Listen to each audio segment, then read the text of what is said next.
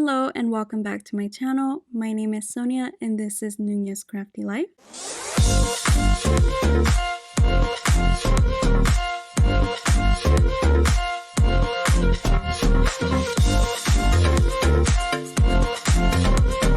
In today's video, I will be teaching you how to install fonts to use in Cricut Design Space. If you are a Cricut beginner, I know this can sound complicated, but don't worry, it's actually pretty simple. So let's go ahead and get started.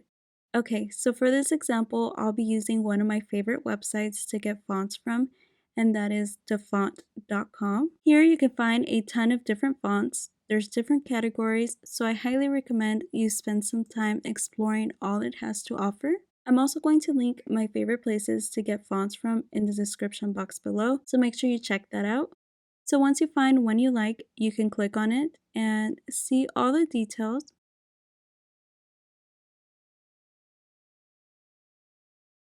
So this one is free for personal use only, but if you plan on using this font for items you sell, then you can also purchase a commercial license here.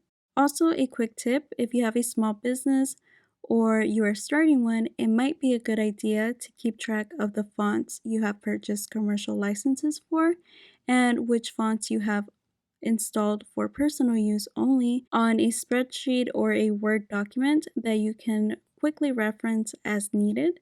Now go ahead and click on download.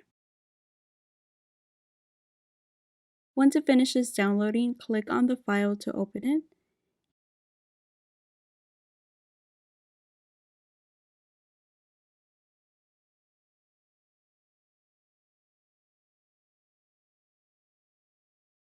Here you will see the same details reminding you that it's free for personal use only. And here is the font, so go ahead and click on Install Font.